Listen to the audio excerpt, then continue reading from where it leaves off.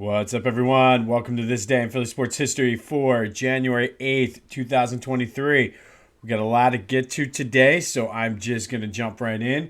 Big news out of Phillies camp yesterday. They made a trade. They traded Nick Maton, Matt Vierling, and Donnie Sands for Gregory Soto and Cody Clemens.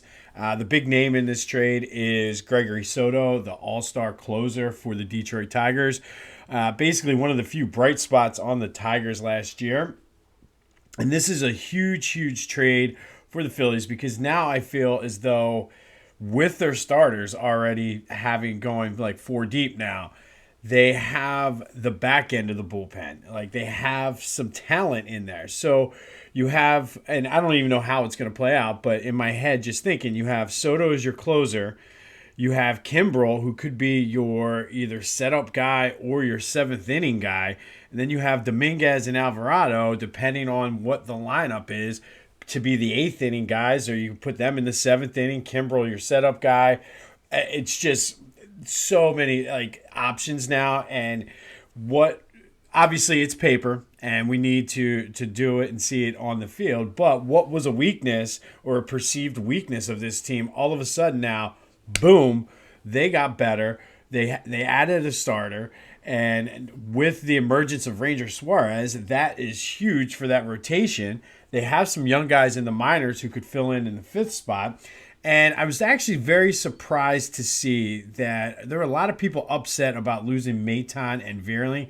And I think, and I don't want to spend a lot of time on this because we have so much to get into today, but I feel as though that is one of those things that we do as Philly fans. We overvalue our players, whether they're superstars or role players. Maybe not so much the superstars, because I feel like superstars we tend to undervalue. But like the role players and things like that, we tend to overvalue.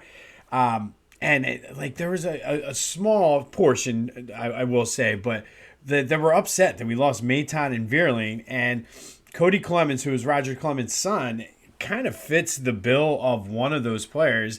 You have probably a shitload of those guys down in the minors to bring up. So I didn't understand that. But overall, it's ecstatic about this trade because of the options now that Rob Thompson has in that bullpen, specifically 7th, 8th, and 9th, which always tended to worry. And even in the postseason last year, that's where they ran into problems sometimes when the starters gotten a little bit knocked up and you got nervous. So I like it. We're going to go with it.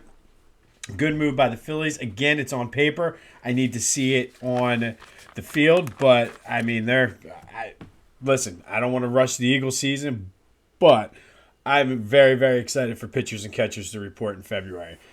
All right, I'm going to save the Eagles for the second half in the end, but this day in Philly sports history, we're going to go back to the Flyers. Well, January 8th, 1985, the Flyers beat the Canucks 5-3.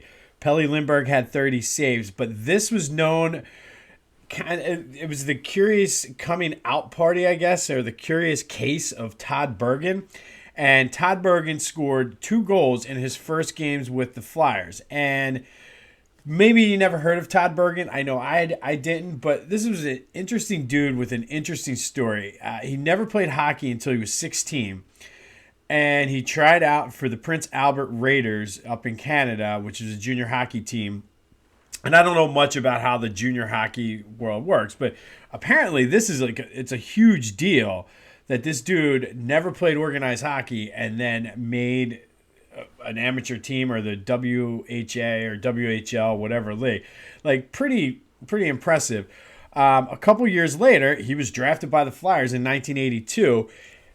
And he was drafted by the Flyers before he even played for, a game for the Raiders. So I don't know if this dude was like, I almost kind of liken him to like a pickup basketball legend who never played organized ball, but everybody just knew about it. And I mean, they make movies about this all the time for basketball. I would love to see this as a movie because as we get into this story then, so he's drafted by the Flyers.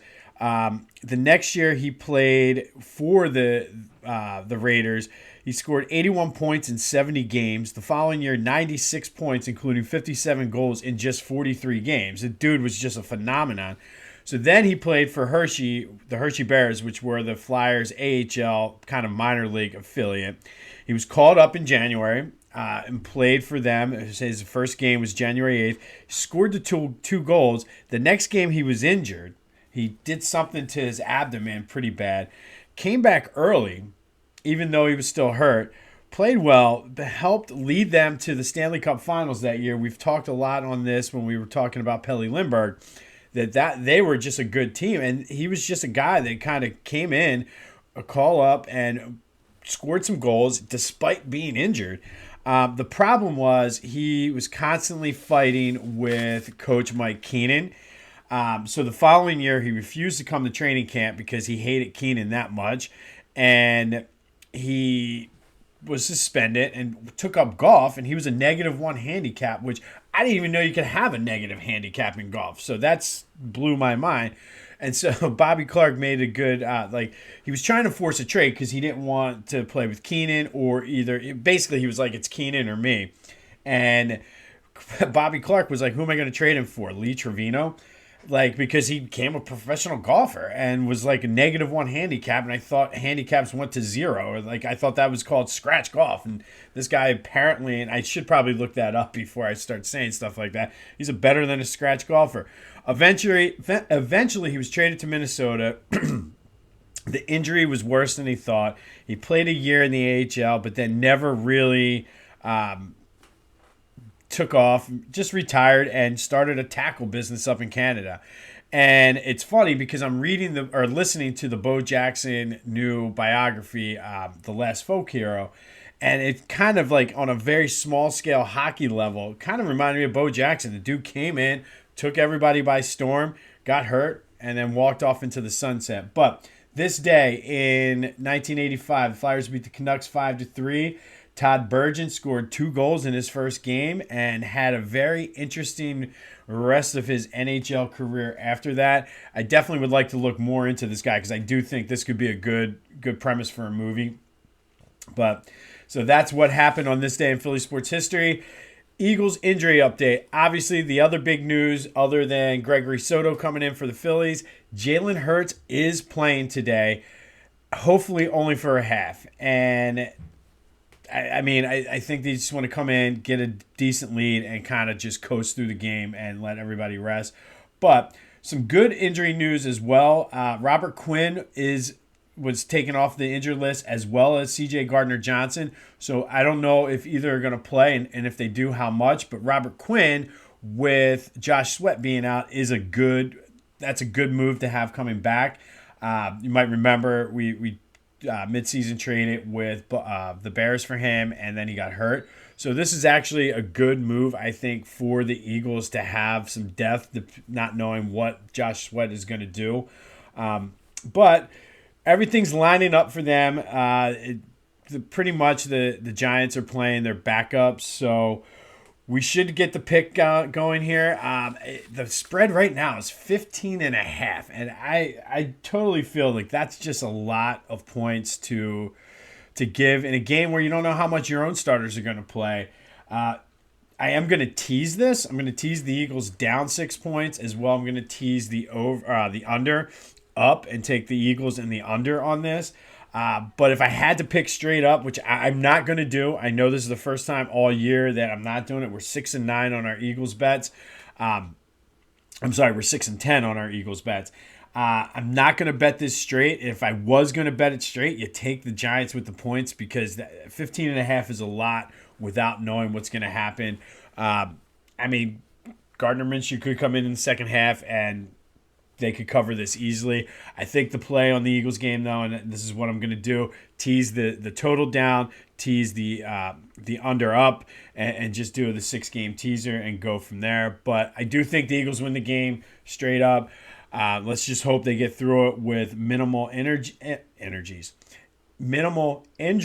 and they kind of get some energy is what I was going to say, so they can build that momentum for the playoffs and get going. But big day, big show today. Thank you. We covered a lot, but this day the Flyers beat the Canucks 5-3 in the Todd Bergen game.